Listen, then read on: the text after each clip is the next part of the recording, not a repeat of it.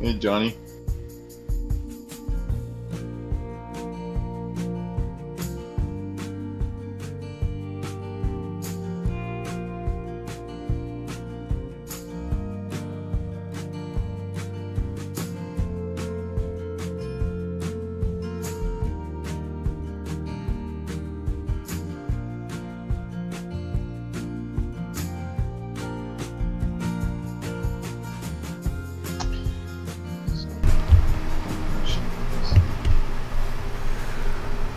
Alrighty. Say something, Lloyd, so I get a sound check. 1, 2, 3. Jump in the hoop. That's good. Woo. Looks like mine's burning up. Let's bring it down a little bit. Bring it way on down. Okay. Yeah, I think that'll be it right there. Alright, let's switch over here, see who I'm killing with the volume. Alright, let's see, we got Big John D, Tom Carr, start to finish coatings. Got Big Tim in the, well, he just got on the panel. Tim. Greg G. What's up, Johnny? And a touch of the brush mold weathering. So what's going on, guys? I put LED lights in this engine last night. Yeah, you finally got it to work right, huh? Yeah. I just got to dim the number boards down.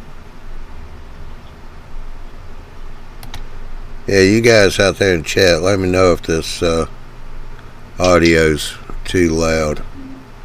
When I first started all this up, it was reading pretty low. Hey, Nathan and Bill.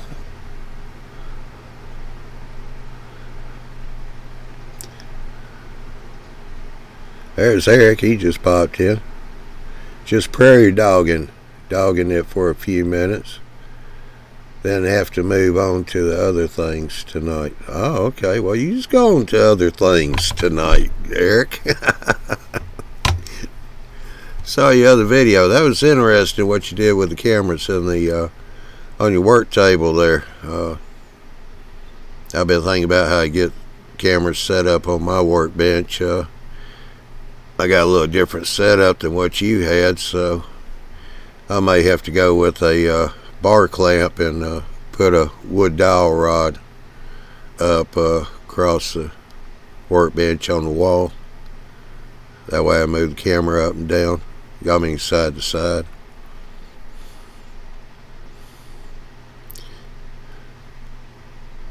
Yeah, Jerry just come in.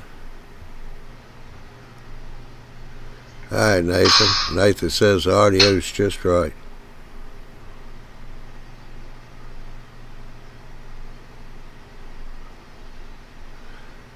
Touch of the brush. He's on his way to North Dakota on tour out of Nashville.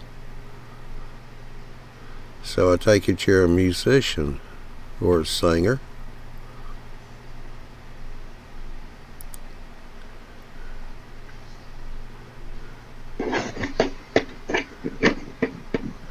Alright, I've had several say the audio's fine, so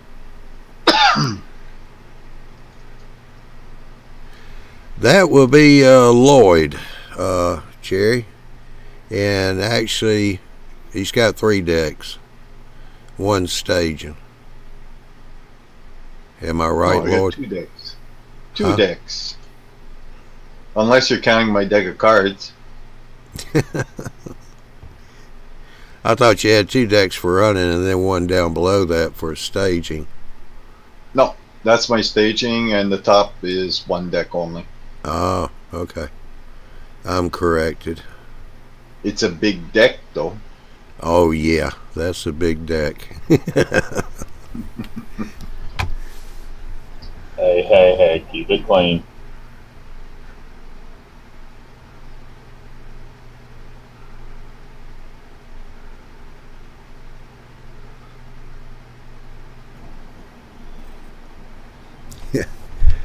Yeah, Eric was saying thanks. The issue is the reflection from the lights on the surface of my desk.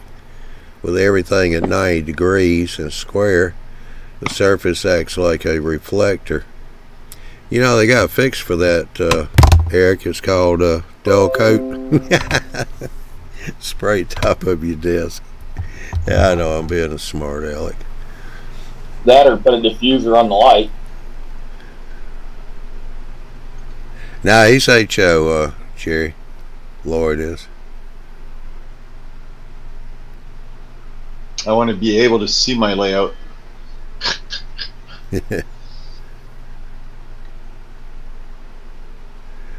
How you doing, Ethan? Ah, Touch of the Brush said he's a touring drummer with an artist called Daryl Perry.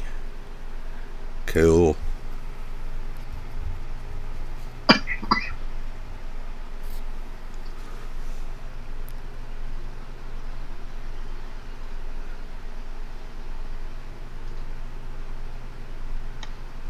Actually, Eric, might go Home Depot, something like that. Look to see. I'm not exactly sure, but I think.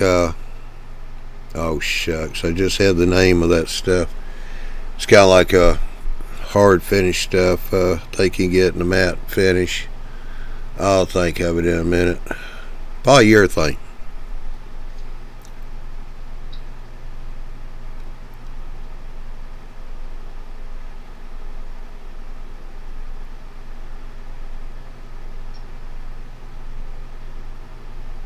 Yeah, Valspar might have a matte finish.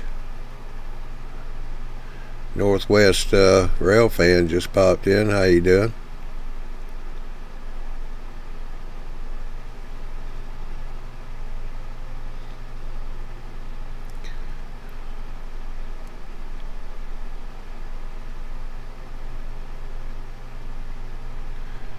Big Bill.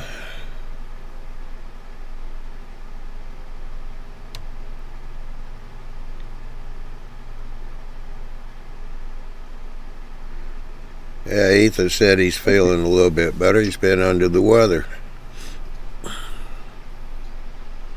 Well, it's good to hear you're feeling better. Yeah.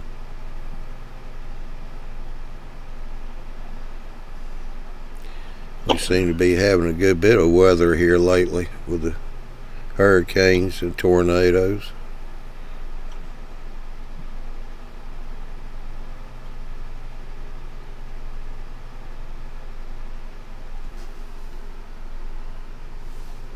Yeah. Andy just popped in. He said he's always under the weather, except for the brief opportunities he gets to fly above it. Oh, I have to ask a question, Andy. But she joined in, and I'll ask you. If not, I'll ask you later tonight. That's if you're around. Well, I can attest he is round. Is it small and round? Yeah, no, I don't know. I'm not that curious. And Andy said he didn't do it.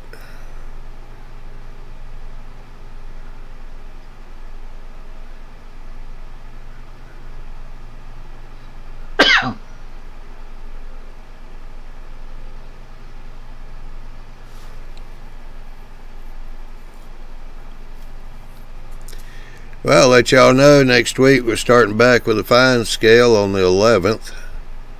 That'll be at 8 o'clock Central, 9 o'clock Eastern time. So be sure and tune in for that. And let's see, I just now changed my calendar tonight. I was staying a month behind. September the 19th is going to be Joe's show, and a little different format this time, so I think everybody's going to kind of like that when he's teaming up with the track planner.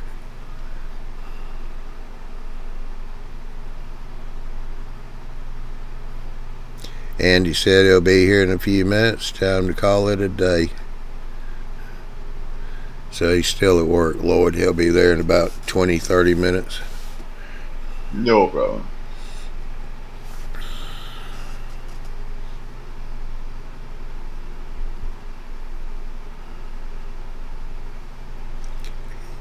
Big Bill said heat wave just broke here in New York. Back to normal temps. Yeah, I just placed an order with discount trains, big discount trains. He's over in the northern part of New Jersey, and he said it was hot over there today, but it's supposed to start cooling down.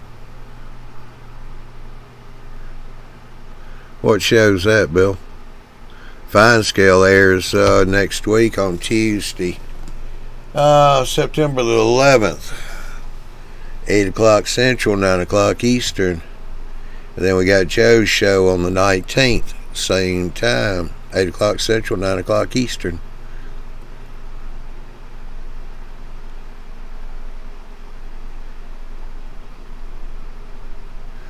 Nathan said he's going to the Pennsylvania Railroad Museum on the 8th and 9th of this month.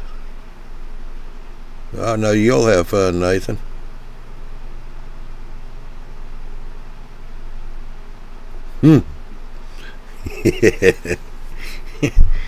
Hey, Lloyd. Jerry's asking, do you have one helix or two? Lloyd, it's not the helix. Ask him what he's going to put on top of the helix. Yeah. No, one helix, but double main line going down with 2 different entrances.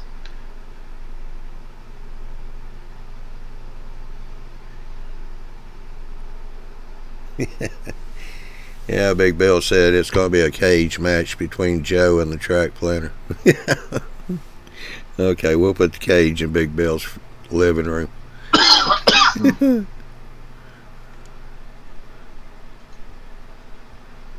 Hey, Dan, how you doing? He just popped in. Boy, I haven't seen Dan in a long time. He's come into the nightly chats last week, I think once or twice. I don't know how long he stayed because I popped out. Not because he popped in, but I had to go do some stuff.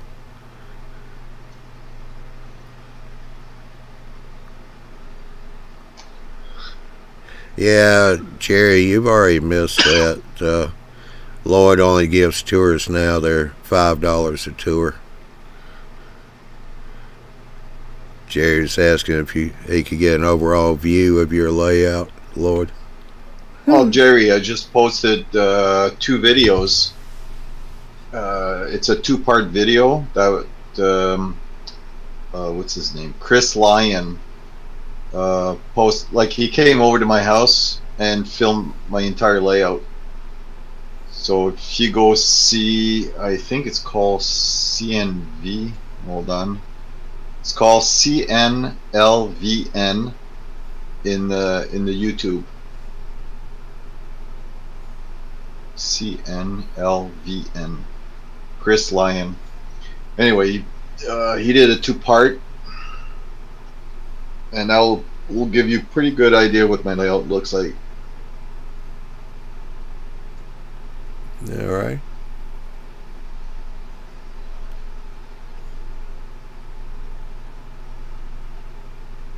I did share it on YouTube Model Builders. Did you see it, John? Huh? Huh? You're not sharing it here. No, I said, did you see it on YouTube Model Builders? YouTube, yeah. On the Facebook page of the YouTube Model Builders. Oh, unfortunately, I don't spend a lot of time on that. No, hold on. It's CNLVN. Country, nowhere, living, volume, and nowhere.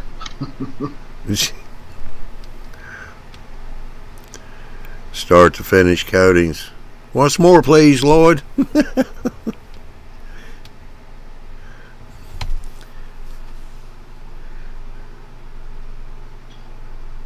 Mr. Bill, you had me twice on.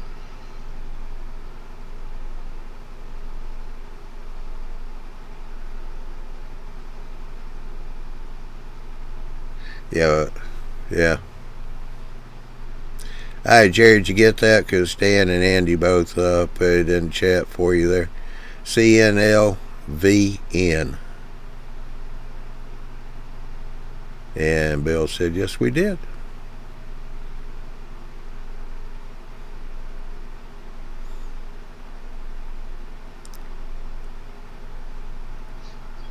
Yeah, Bill, the first one was an overview of the layout. The second one was with Build a Track Planner, who explained operations of my layout.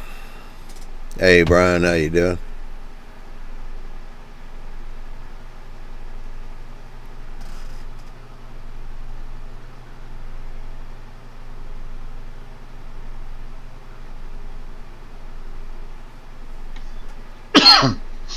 Well, for those that are on Facebook, I usually try to post once a week my updates.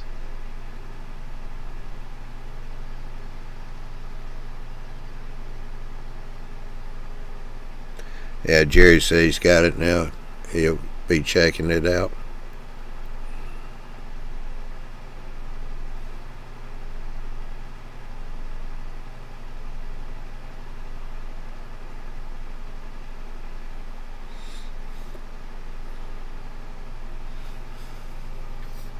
Well, Johnny, I just realized we started before 10.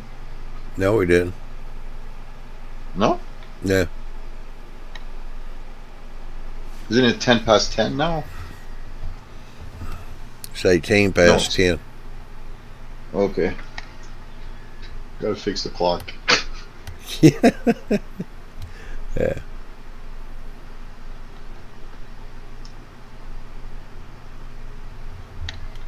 Yeah, Jerry said he spends more time deleting things on Facebook. Yeah. That's why I've created a page just for my trains. That way it's only trains.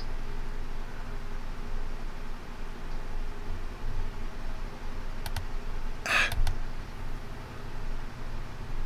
don't know why I kicked you out there, Bill, but I cleared you so your post came up.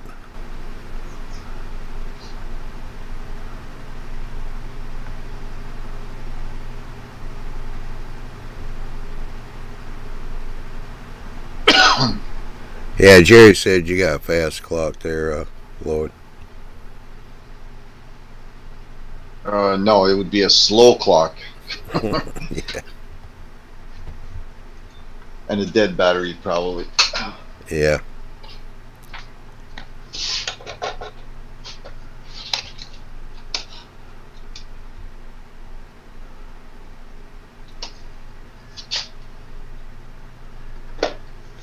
All right, Dan said he's off next Thursday, that he's going to do a little show and tell. Nah, just a show was okay. I don't know. I've seen Dan. I'd rather have the tail. Just kidding, Dan.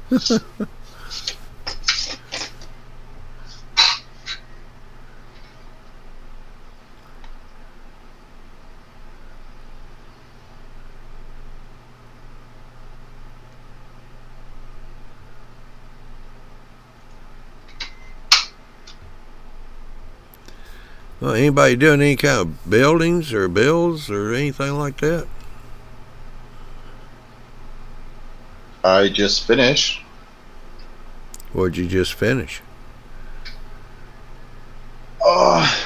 Let me try to see if I can move my camera.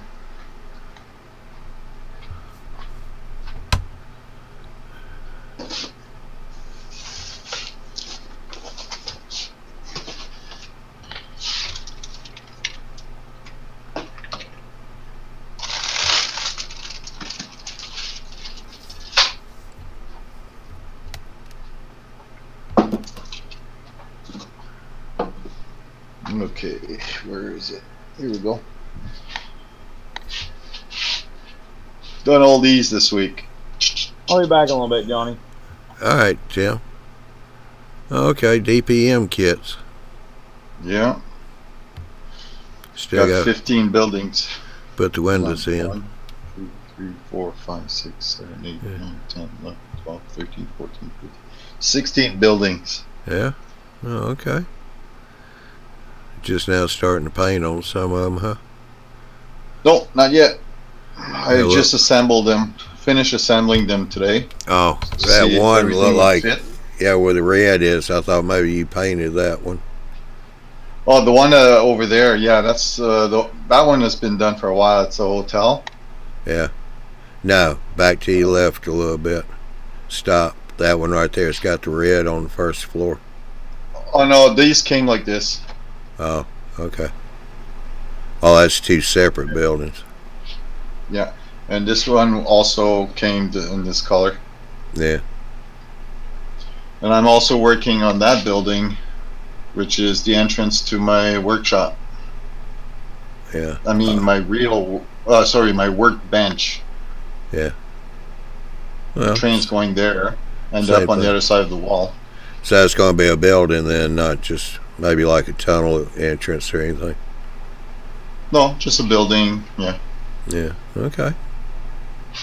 That works too. I don't know if you can see all the way in. Yeah. Yeah, I see a car back there. The silhouette of it. No, that's in my it's on my workbench. So yeah, I've got a lot of work ahead of me. Especially I like details. So Yeah. Now, how many more backdrops you got to go? to have done? Yeah. Okay, so this one is done. So I gotta order the one for the town. And if I go around, that's my yard. So I'm gonna need the one for the yard also. And my winter scene. That's it. I Just should three. have all of them. Yeah. But that's gonna wait for a while because I'm not ready for that area yet. Yeah.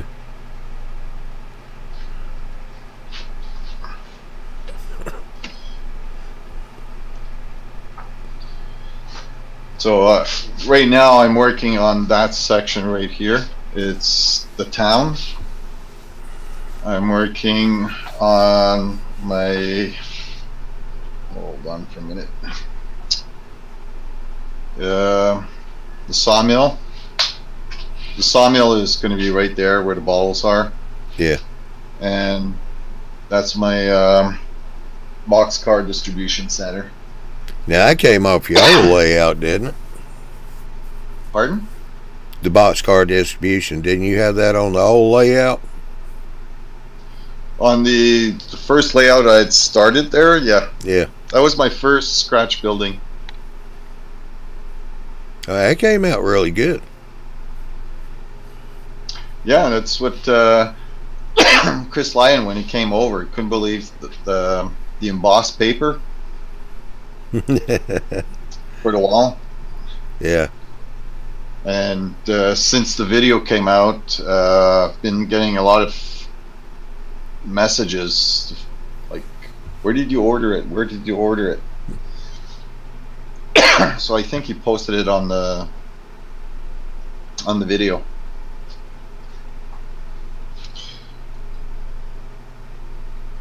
So my goal is to finish the town sorry, in the next 2 months.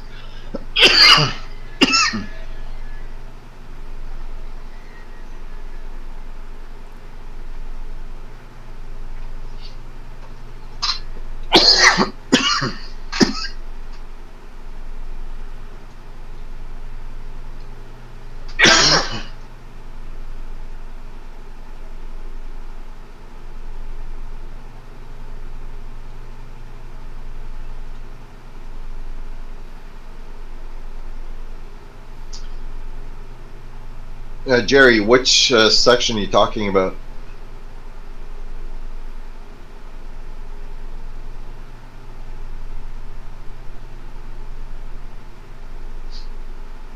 Thanks, Bill.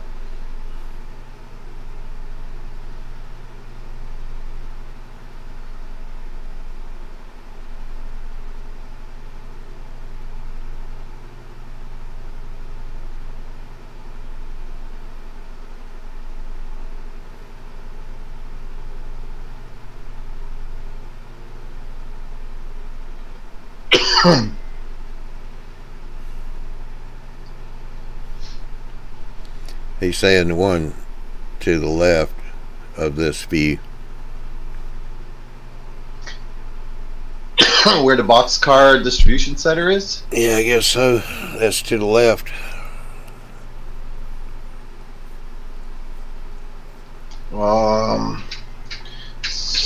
I think it's 24 inches. Not even. Yeah. Hold on. All the way to the backdrop, 30 in that area. But there's nothing I have to reach that far. The tracks are maybe furthest is about 20 inches.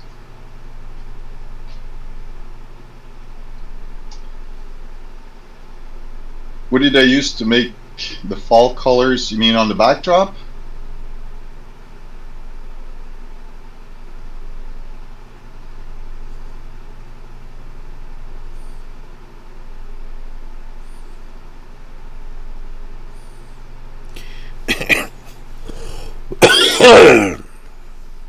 Probably. Might want to go ahead and tell them what the backdrop really is. Because I'm not on my computer, so I can't see what's written. Okay, fall colors. Yeah, I'd say that's what it is, because when you swung the camera around, you can see, yeah, right there. Well, that's a backdrop. Yeah. Those aren't trees. It looks like there were trees, but no, it's a backdrop that I had someone do. I had found the trees, I found the building, did some Photoshop, and all that was applied to the sky. So right now there's no trees, like 3D trees right now. Oh, gee.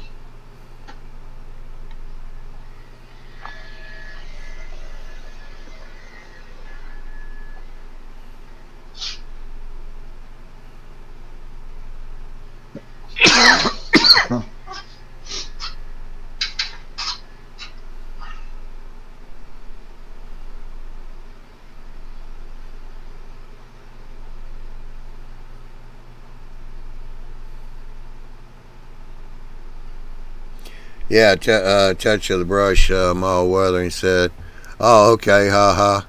On this small phone, it looks like super trees. And Jerry said, sure looks like it, nice. Well, I'm going to be adding trees to make, like, to finish it up. Yeah, give it a little more blended 3D look. Yep. Yeah, it kind of worked real well over on the other side where you got got trees in the backdrop. Oh, the lumber yard. Yeah, it made it blend in really good.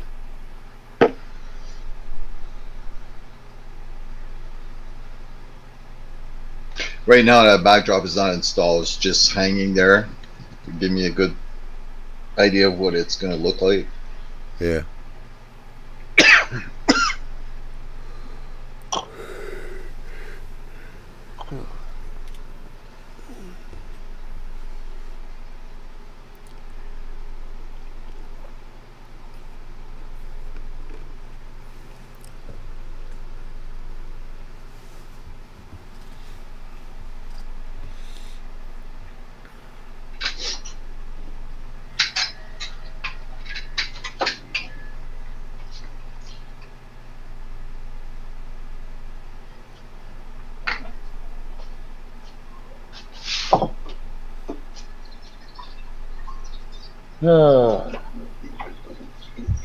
what I've been trying to work on is repairing this one locomotive here. And Looks like you have an earthquake. well, the workbench is on some fairly thin wood in the attic, so it kind of gets a little bouncy. Yeah.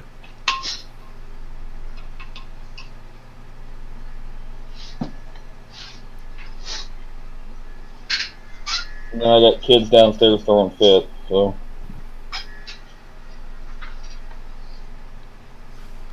Yeah.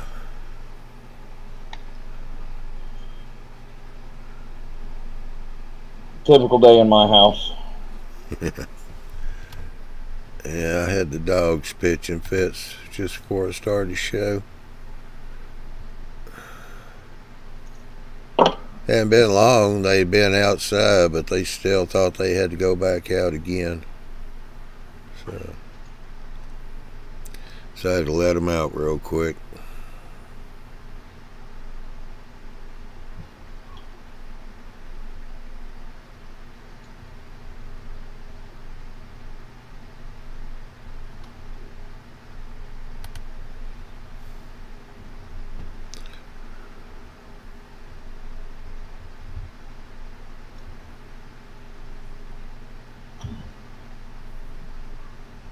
Yeah, Jerry said, I believe the fall season is a modeler's favorite time of year, depicting on layouts.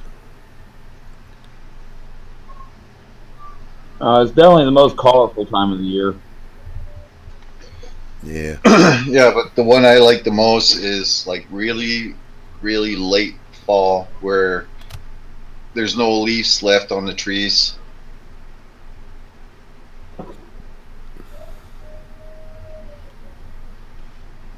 A bit like, what's his name?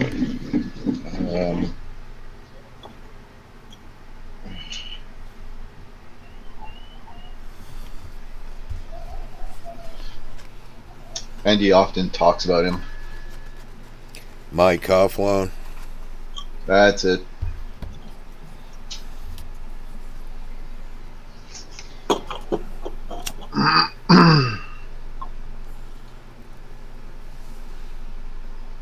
That I set up new workbench areas.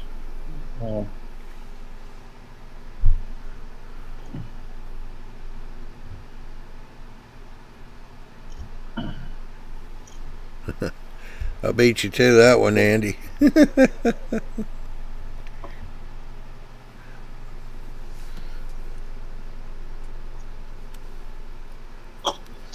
Yeah, Jerry, I've got my layout is going to have all 4 seasons, so that's why I'm saying part of the layout there's no leaves on the trees. Then after that, it's all going to be winter scene.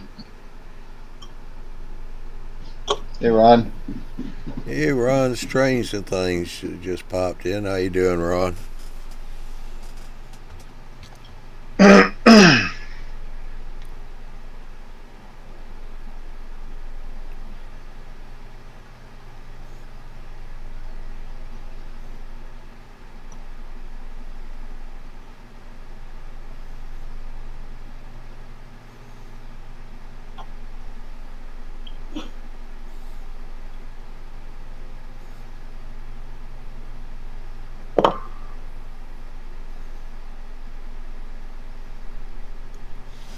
Yeah, a touch of the brush. Fall scenery is always beautiful and a challenge when placing trees by making sure the colors are spread out. Sometimes it can make the trains pop or burn within the scenery.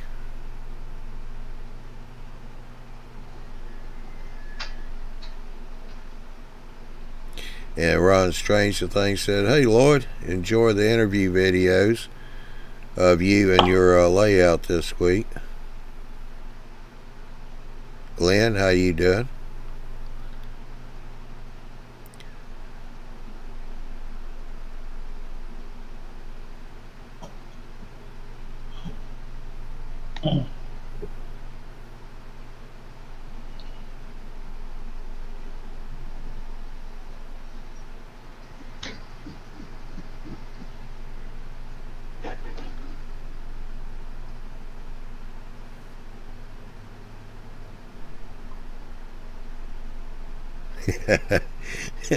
Jerry said, Lloyd, I spent 32 years living in Phoenix.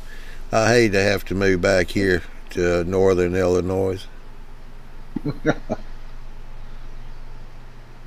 Yeah, but in Phoenix, it's all bland. It's all, what is it, sandy, brownish, with palm trees. You want something different. You want snow. You want colors. You want. Sometimes I wish I'd lived down south. Well, come on. Hey, Glenn, how you doing? He said it's still hot in Texas. It's still been hot here. Well, looky here. Stu Structures. Hey, Stu. Hadn't seen you in a while. I know you're busy during the summertime, though.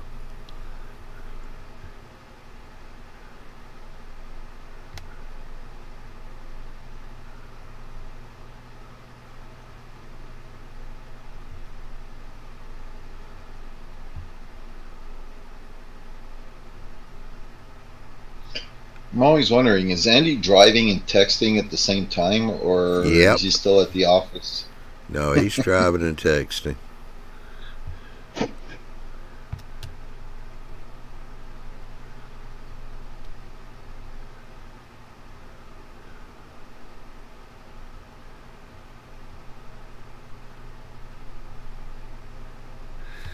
Yeah, Big Bill said, Lloyd, just watched a portion of your interview. Great stuff. Thanks for the shout out for YTMB. You're welcome. Hey, that's where I hang out now. Uh-oh. Well, I hope everything's okay, Stu. You'll have to drop in on nightly chat. Let us know how it's going. Dan said, hang it up, Andy.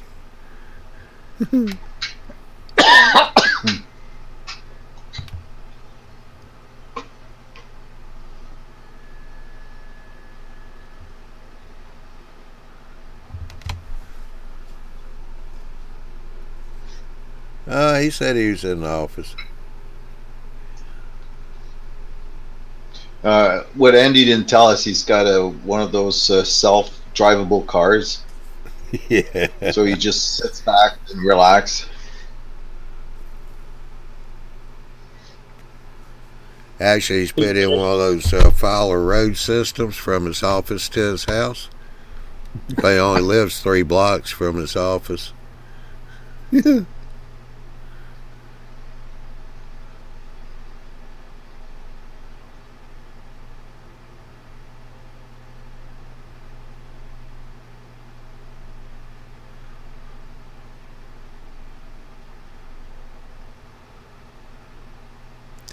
Alright, Nathan's asking the question here. What's on the layout going to be beside the train station? That's not a train station, Nathan. That's, what was that again, Lloyd? A boxcar distribution center that has 5 tracks. Yeah. Loading and unloading boxcars. He wants to know what's going to be in there beside that. Go check my video. Transload facility, right, Lloyd? Pardon? Basically a transload facility. Yeah, loading, unloading, switching to boxcars, trucks.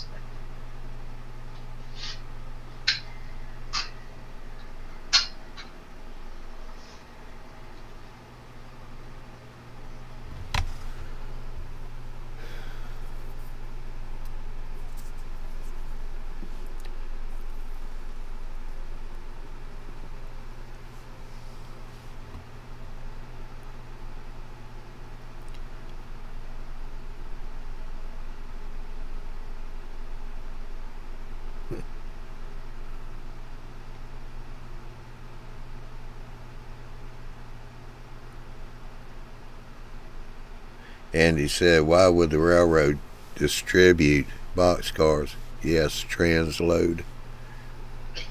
Just to get Andy to ask a question. Yeah.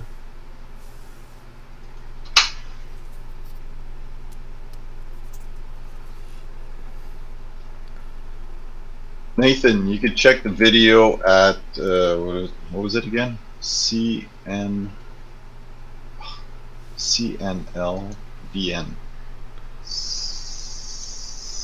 Let me backtrack here, see if I can catch it real quick. I got it. You got it? Yeah, here. I just typed it in for Nathan. Alright, Nathan, check the chat there. CNLVN on YouTube. Is that YouTube or Facebook? On YouTube. If you go at the CNLVN on YouTube, you'll see, I think it's, because he just posted, I think, 4 new videos, so 5 or 6 videos, part 1 and 2.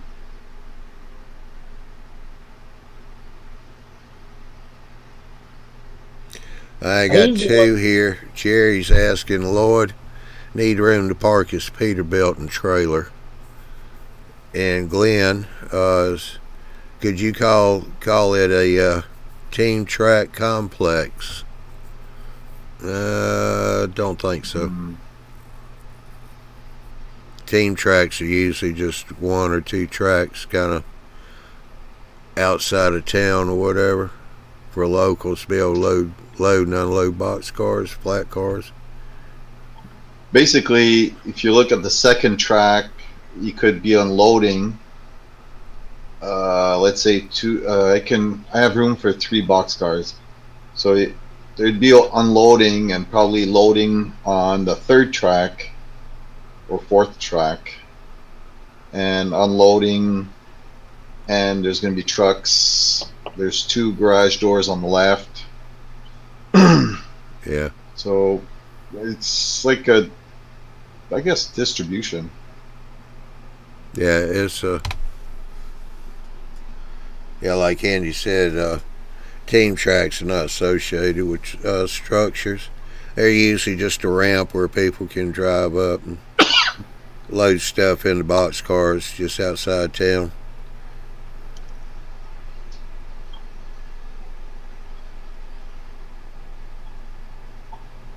There come Andy.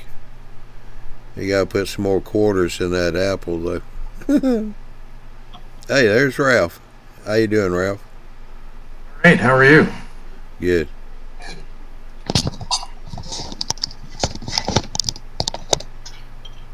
And there's Andy. Mr. Ralph, Mr. Andy. Gentlemen. Mr. Lloyd. That's me.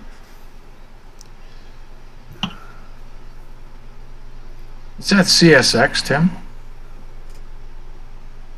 Yeah. Yes. Hmm. Make sure my mic was on.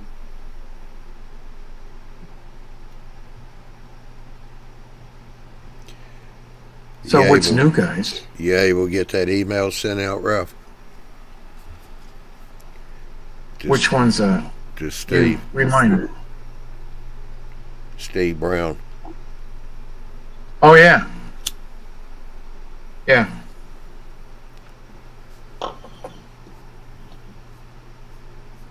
It's funny. Most of the stuff that I've been doing is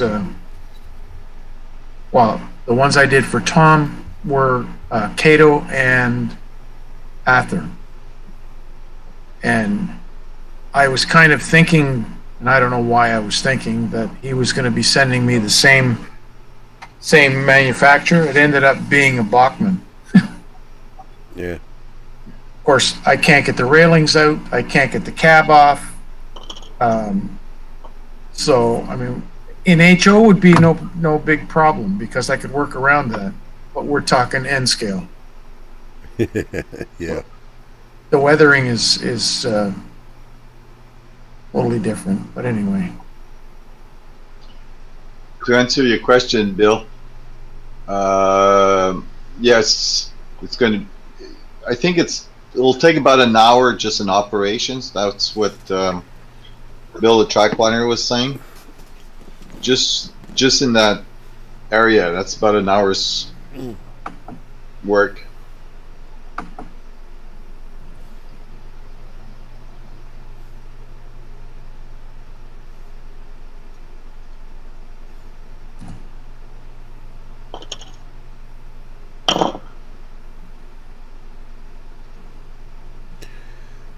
So you're saying that Bachman made that shell all one piece then? Well, the railings are glued in, Oh, and because they're glued in, I can't take the cab off to take the glass out or the windows without damaging the railings. And by looking at this, I don't think it's a new locomotive. So if I was to destroy the railings, I think he'd be screwed as far as railings go. yeah.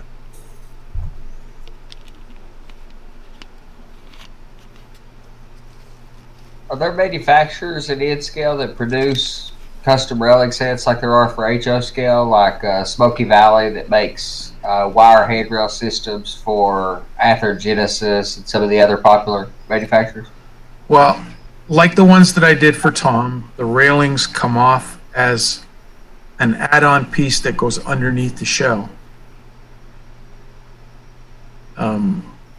Like it's a second walkway, so to speak, with the railings built on it, and it fits up the side of the existing walkway, so they're easy to take off, and it comes off in one piece.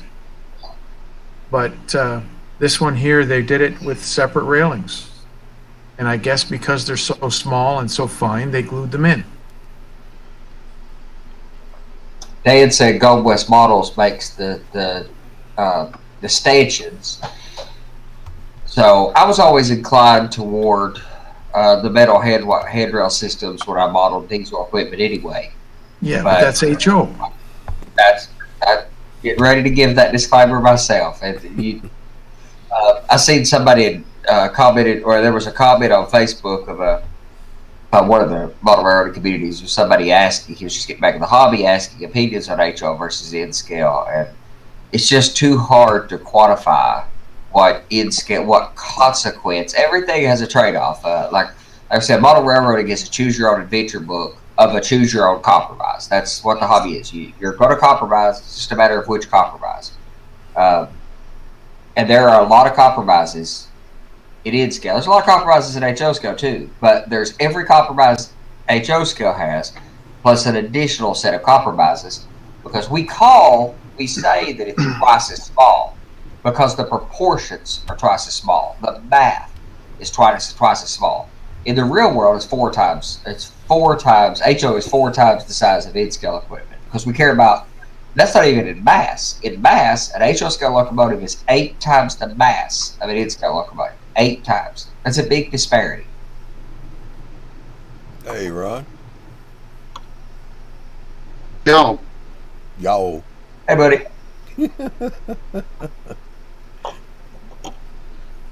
Trying to sound southern now, ain't you? Yo. I lived in Texas for 6 years. A couple things stuck. Don't hold it against me.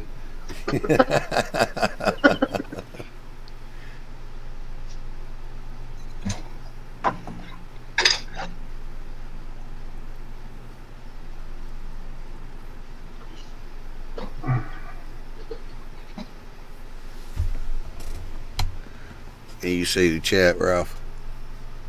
Yeah. Okay.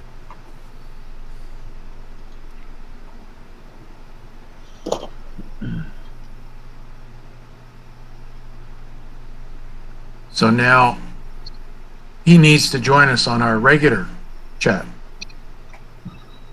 Yeah. That's where I invited him to do that. This is our regular Thursday night chat, but Yeah, this is the show. The Johnny show. But on our regular show, he should come in. I'm sure this is directed to you, Ron, let's see. Come on now. Nothing's wrong with keep talking like a Texan. He's in Texas.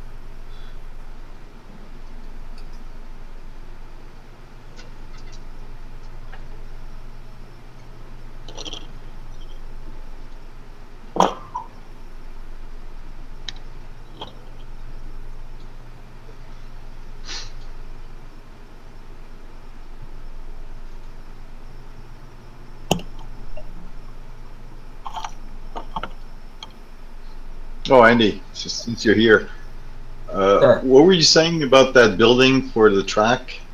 The track that goes into the building, you wanted to see what? I'm curious. Well, as always, it's interesting to follow how any of my friends move along with their railroads. But I'm always interested in how people solve touchy problems. I'm curious how that structure is going to work out. That you're pushing equipment through into your workbench on. So, and there's a lot of ways to do that. I mean, there's all kinds of pieces, structures where they push the rolling stock inside the building to switch and operate it. So, I'm interested in how that works out, especially right against the Main Street sort of scene there. I think that's going to be a really interesting scene on the layout. Maybe my favorite scene of the entire layout is that section when you turn the left in front of the yard and hook that left up through there. That section from the transload facility, the little city. There's some really and the turntable and engine facility. That little quarter of the layout over there, that little L of the layout. I'm kind of fascinated with a few things that you have going on over there. The way the way I see the operations for that, for my workbench, is basically there's going to be one locomotive bringing in 5 cars, and he's just going to unpin it at the door, I guess, and leave it there and just go back to the yard. And when I go to my workbench on the other side, there should be 2 cars sticking out, so I'll just be able to just grab it and bring it on my track, what do you call it? Programmable track. Maintenance track, however you want to look at it. So actually, you're making it look like it's making a delivery to a building. Yeah, it's going to be part of the operations. And I've seen that done as part of the intentional operations, where any cars that got marked as being a repeated problem after a few operating sessions.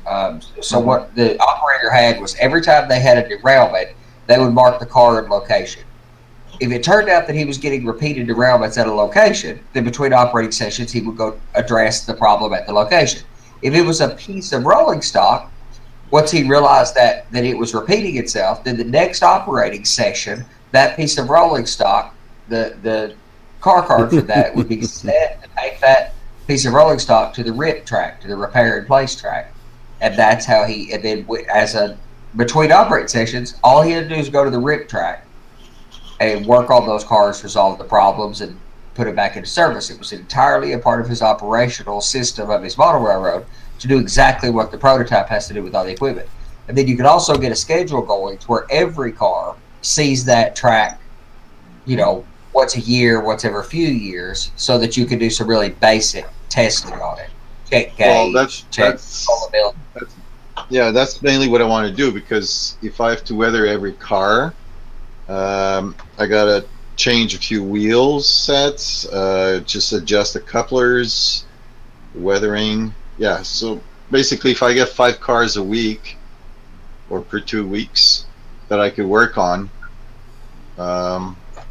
that's why I say it's going to be part of the operations. But you'll be done by 2025.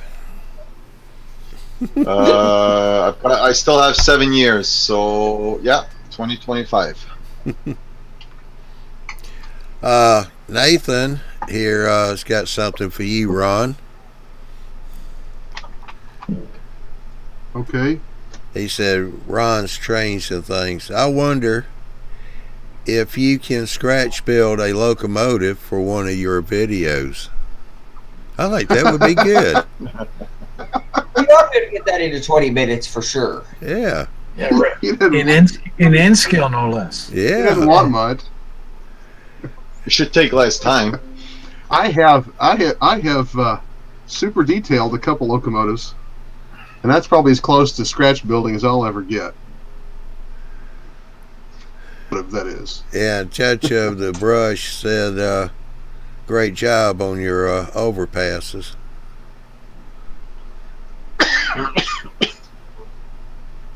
Yeah, that was a fun project. In fact, I've been working on the approach ramp for it this evening.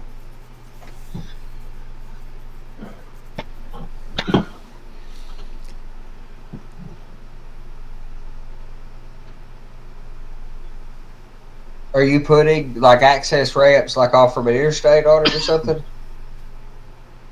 No, I'm not. That particular spot, there actually isn't. Just goes over the main line. There is a road that goes under it that is a U-turn loop, but the off ramp is actually on the previous exit. So I'm not even modeling that. I'm just going over the main line. Yeah, Glass commented there's really almost no video content on scratch build and motive power. No, because it's. I'm sure that's true. I guess we need to try and motivate It's virtually somebody, that huh? day.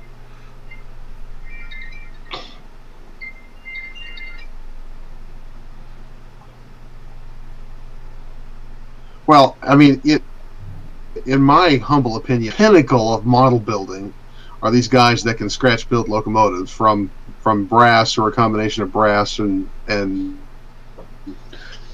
styrene or whatever. But that's a little outside of my wheelhouse. Ooh. Yeah, but then why with all the availability of the stuff that's out there, why would anybody want to scratch build a locomotive unless you're trying to get your MMR for the NMRA? Well, if you do an Or that's- air gauge, you still have to scratch build some.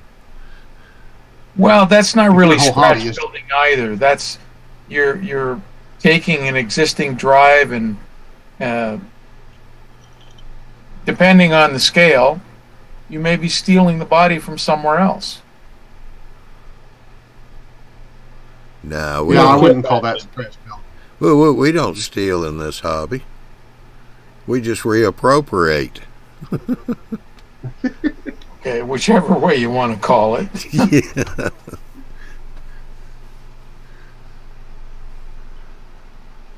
More on the lines of kit bashing. Yes. Yeah, I'd say so. Hey, you're no fun, Tim. I like reappropriations.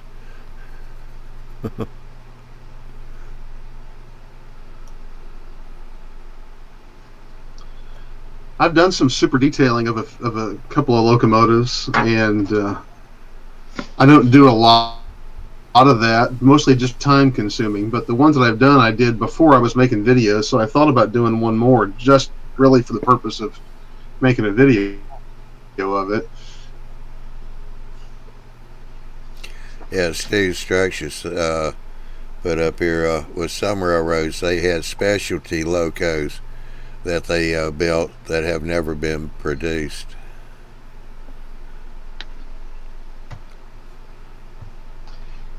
Yeah, but don't they usually take an existing cab and, let's say, cut it in half, remove the cab, put something else? That's more like kit bashing. They wouldn't start from scratch. That's what Tim was saying. That's what I agree. Right. Depends on what you're doing.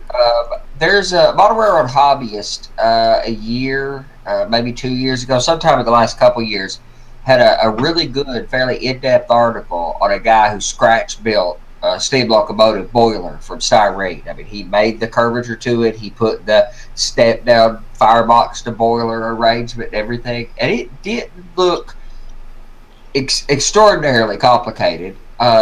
Not to mention, if you're going to scratch build, for example, if you're going to scratch build a cab unit, that's not that necessarily that hard. You buy components, doors and things like that, and sidewalls and such, and put together.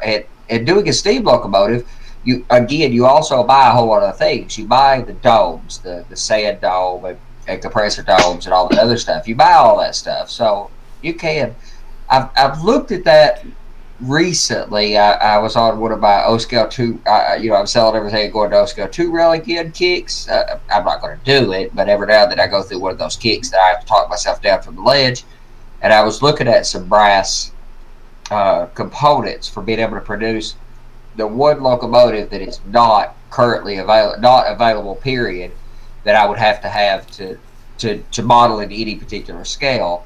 But even at HO scale, Northwest Shortline made the locomotive I need in 1978 in brass, 1 year. That's it.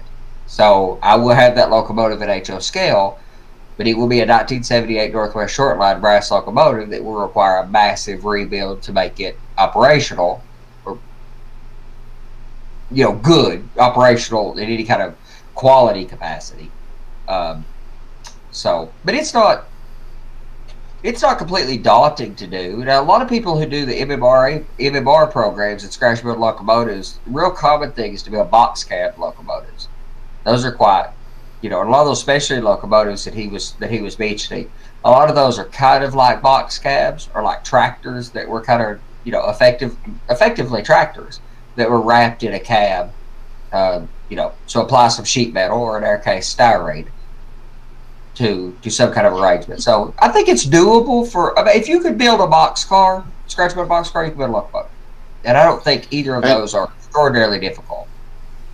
Andy, if you follow Trevor Marshall, if I'm not wrong, he's building from scratch a steam locomotive. What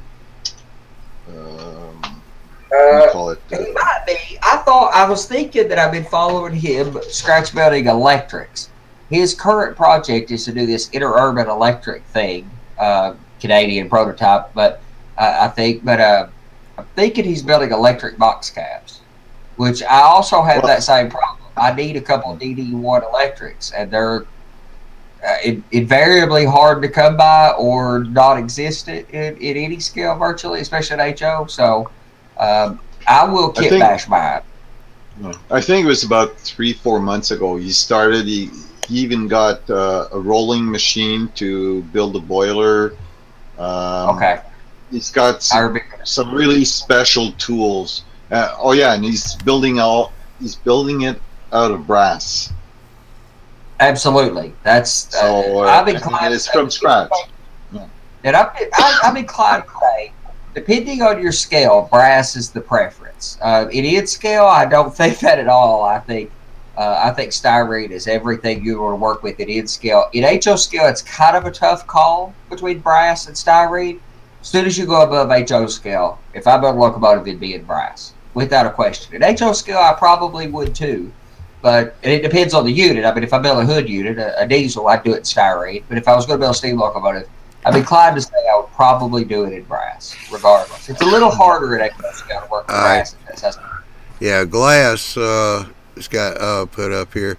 He said in his case, I want to model Japanese prototype in 187 scale on 12 millimeter gauge track, which you simply cannot really do without kit or scratch building. Still a student, so I can't buy brass yet. No, but for one thing, the brass market has massively changed over the years. Brass used to be quite expensive, and it still is. Actually, in some cases, brass is much more expensive than it used to be. But there's also a lot of brass available at pretty compelling prices. Again, the problem comes back to the amount of labor you're going to have to invest. So even if you buy a brass locomotive, unless you buy one of the fairly new models that you're going to drop some serious bucks on, you buy one, you're going to be, you're going to need wheel pullers, and in the steam world, you're going to need quartering tools to get the driver's back correct and all the rods correct. and remotoring and gearings and all that stuff. And if it's an exotic locomotive, a rare or a weird vendor, then you have to adapt gear systems to make it work. In my case, the locomotive that I have to rebuild or improve is a Northwest Shortline locomotive. And thankfully, Northwest Shortline makes some of the best gears on the market. So I will buy Northwest Shortline metal gears, and they'll go in the existing enclosure. That makes my life tremendously easier.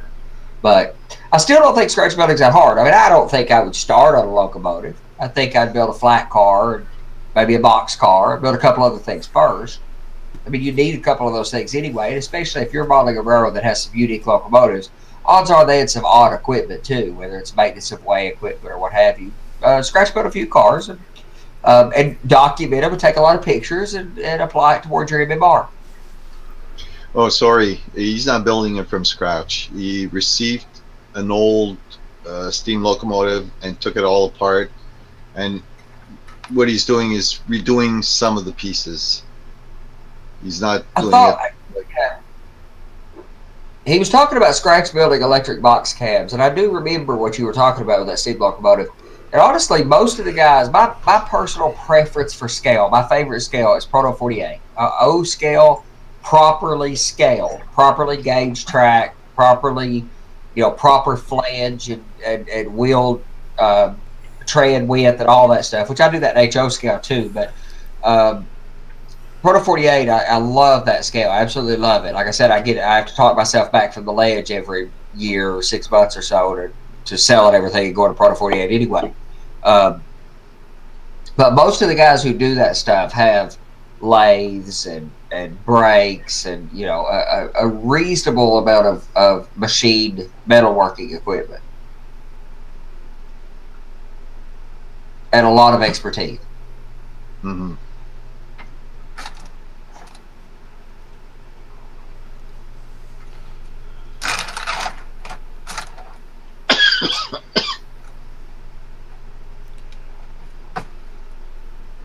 So Glass, since you said you was wanting to model a Japanese prototype, I take it you're in Japan?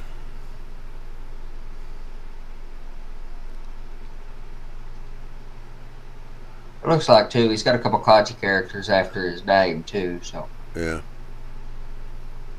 either in Japan or a fan of.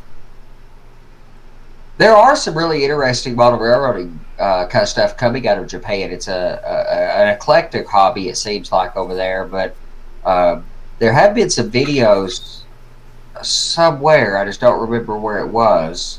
And they were talking Japanese model railroading stuff. Again, fairly small railroads, kind of like the British micro layout concepts, seem to be kind of popular, but. Yeah, he says he's German, but he lives in Japan. Good stuff. Yeah. Hopefully not where that earthquake just happened.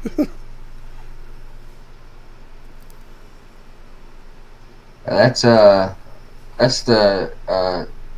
circle of fire or whatever, man. There's earthquakes all the time. Ring of fire. Ring of fire. There you are. I knew I was doing that wrong. Thank you. Just think Johnny Cash. Just think Johnny Cash. There you are. Yeah, I remember that. Surely. Ron? Who's Shirley? Looks like you got a new buddy. I'll introduce you. Oh? Nathan said, Ron Strange thinks, I wonder when you will be on YouTube Mall Builders because I was thinking of showing something on a future show. Maybe he wants to do a duet with you.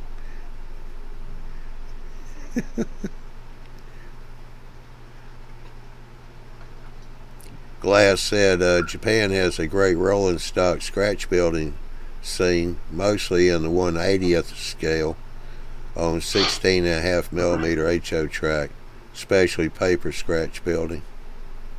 Wow, that's interesting. And 16.5 millimeter. That's a weird gauge. That's at 1/80th scale. That would be a bit of a weird gauge. 00's 176. there's a whole lot of scales out there. I've been taking notes here recently. I've got a Word document with some lists of scales, and there's about, most of us, you want to rattle off scales, you might think of 12 or 14, counting scales like T and TT and some weird oddities of scales, but there's about 150 major scales, or modeling ratios and proportions, and that's not even counting like ship modelers. The maritime modelers. There's a tremendous number of them there too. So Some of those are in the 1 to 700 scale. yeah, I see that one. 1 to 7, 1 to 7, 1 to 720, something like that. Maybe 1 to 620. There's a tremendous bunch. Like like I said, I've got a Word document that I've been working on with scales to write a document up to either publish or to do a show on about that's a pet peeve of mine, is the misappropriation of the use of the word gauge versus scale. You hear people say they're an in-gauge modeler. Well, that just confuses me to death. I don't know what you're talking about, an in-gauge modeler. Or you run an HO scale stuff on in-scale track, that's HON 30 basically, or HOE. Actually, Andy, that argument's good up to O scale. That's one of the things that it's from O scale up, then yes, gauge and scale. But from there down, from HO down, you can't use that argument because there is no in between. Like HO is HO, double O is double O, N is N. It doesn't matter whether you say scale or gauge. Those are scales, though. If you say you're an in-gauge modeler, okay, well, what scale are you working with? Well, 1 to 60. Well, then you're also an in-scale modeler. But you can be an in-gauge modeler that models at HO scale, 1 to 87. It just so happens that you're running equipment that is HON 30, or that runs on 30-inch gauge track. So in-gauge is a little, what's the word for that? Well, while you're thinking of that, Glass put up here, 16.5 millimeters standard gauge in 187. Japan has a similar scale gauge issue to the UK. Yeah, we inherited a lot of. The reason that scale and gauge have such a problem is because of the legacy.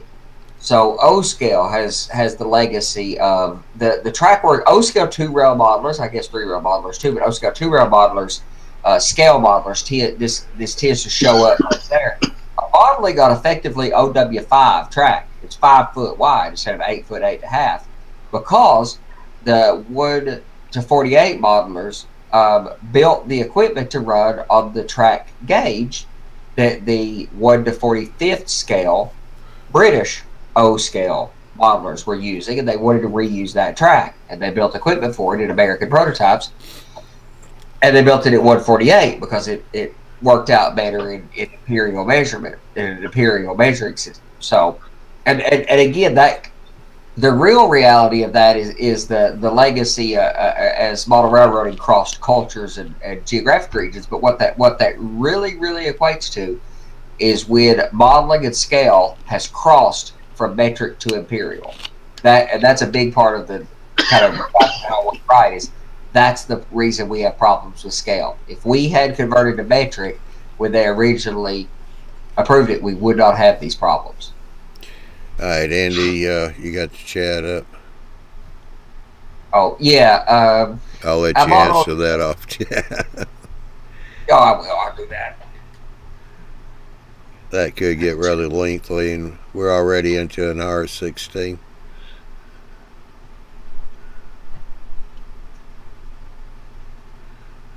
I would say yes.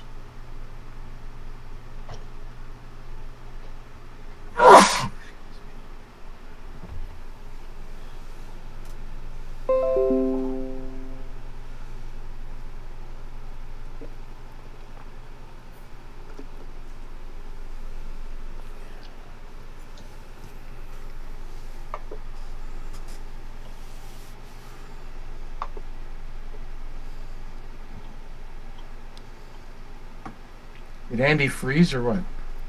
No, he's typing. Yeah.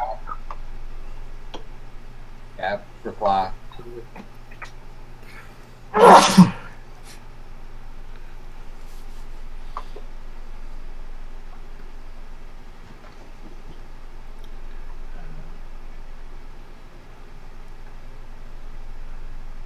And Bill said consume tight.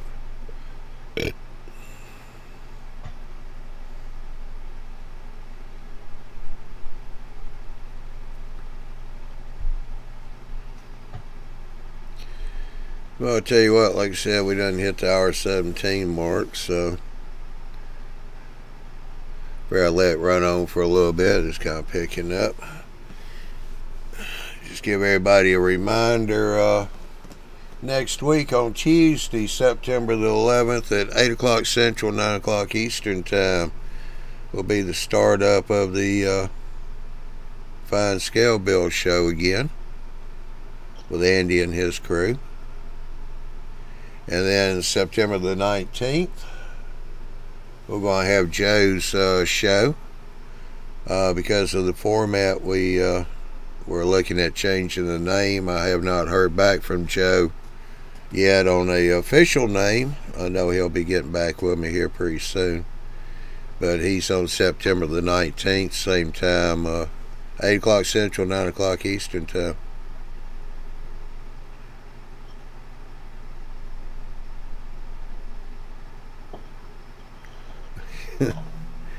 Okay, definitely time to stop.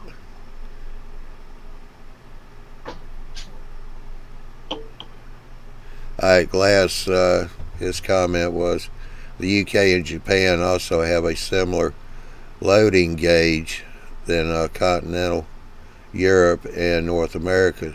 So early HO and N scale mechanisms would not fit inside the models at the correct scale.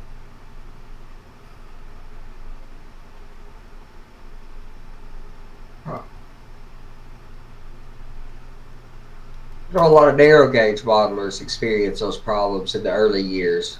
Now we've got, you know, motors and gear systems down so doggone small that, you know, that you've got modelers who are modeling in 3. So, yeah. So that's not much of a problem these days. But alright, Jerry posted this a little earlier and I didn't get to it, but I'll get to it now real quick. He said, should a person get a patent first before taking a building design to a model manufacturer? You can't get a patent for a design. You can't get a patent for architectural merit. That would be a copyright. But even then, that gets really questionable. Now, what you can do is what most people do that don't want to go through the legal trouble of trying to get copyrights or all this other stuff is have prior art. So just publish information about what you have on a website or whatever in such a way as to ensure its integrity, that it'll last and that you could prove the date. And if anyone infringes on your inherent copyright, you could prove prior art. Patents are invariably difficult. I've been through the process, and they are incredibly difficult. You can patent unique processes and particularly unique products, but not art or architectural merit. That's copyrights. Copyright or trademark? Yeah, trademark is the equivalent of a copyright in the marketing world. Kind of. That's not a direct relationship, but copyrights are used in artistic work. So whether that's a movie or a book or architecture, you can do copyrights. Copyrights and patents cross over a lot. Trademarks and copyrights cross over a whole lot. You know, but they're particularly difficult. However, if you are not in the capacity to do that serious legal work, let alone the years of time it takes, if you could prove prior art, you're generally pretty safe. Honestly, a patent doesn't protect you that well anyway. So, I mean, unless there's a very specific process. So, in other words, Jerry, I'll refer you over to our legal department of BB. That's Andy Big Bill legal firm. So $900 is $900. We'll have to do it at the highest common denominator. So it'd be those $900 an hour New York attorney fees. Yeah. Alrighty. Well, I'll tell you what. Switch over here. I want to say thanks to everybody for coming in tonight. Good to see you again, Steve. So hopefully we'll be seeing a little more of you now that it's getting cooler weather. Oh, Eric still hung in there, even though he's prairie dogging.